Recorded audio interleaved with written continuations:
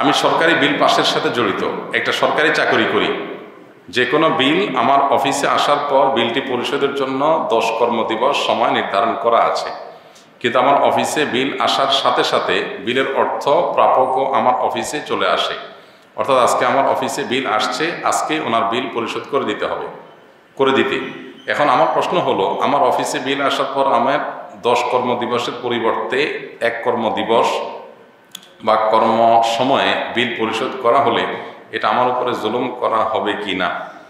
আর যদি আমি 10 কর্মদিবসের পরিবর্তে 1 কর্মদিবস বা কম সময়ে বিল পরিশোধ করে দিয়ে ওনার কাছ থেকে কিছু আর্থিক সুবিধা নেই, তাহলে আমার জন্য এটা হালাল হবে কি না?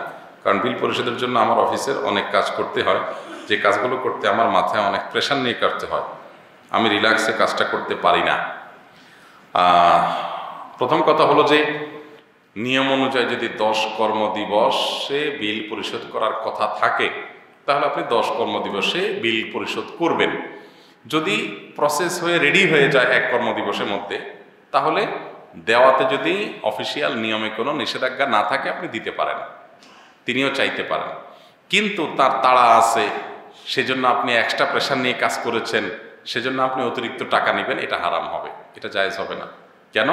কারণ আপনি আপনার ডিউটির টাইমে কাজ করেছেন, অতিরিক্ত প্রেশার নিতে আপনাকে বাধ্য করেনি সরকার, আপনার প্রতিষ্ঠান কর্তৃপক্ষ, আপনি নিজে সেটা নিয়েছেন। তো ওই ডিউটির মধ্যে কাজ করে বাহির থেকে আপনি উপরেই যে টাকাটা নেবেন, সেটা অবশ্যই কি হবে? নাজায়েজ হবে, গুনাহ হবে, সেটা আপনার জন্য হালাল হবে না। বর্তমানে আমরা দেখতে পাচ্ছি ক্যালিগ্রাফি আঁকা গেঞ্জি মানুষ ব্যবহার করতেছে, যদিও ক্যালিগ্রাফিতে আরবি অক্ষরগুলো স্পষ্ট না, তবে দেখতে আরবি আরবি মনে হয়। এখন জানার বিষয় হলো, এই ক্যালিগ্রাফি কি গেঞ্জি পরে কি বাথরুমে যাওয়া যাবে কিনা? যদি সেখানে কোরআনে আয়াত লেখা থাকে, আল্লাহর নাম লেখা থাকে, তাহলে সেক্ষেত্রে এগুলো নিয়ে বাথরুমে যাওয়া উচিত না। আর ক্যালিগ্রাফি, আরবিক ক্যালিগ্রাফিতে অনেক সময় অন্য জিনিস লেখা থাকে, আল্লাহর নাম কোরআন আয়াত ছাড়া, সেরকম কিছু থাকলে যেতে পারেন, কোনো অসুবিধা নেই।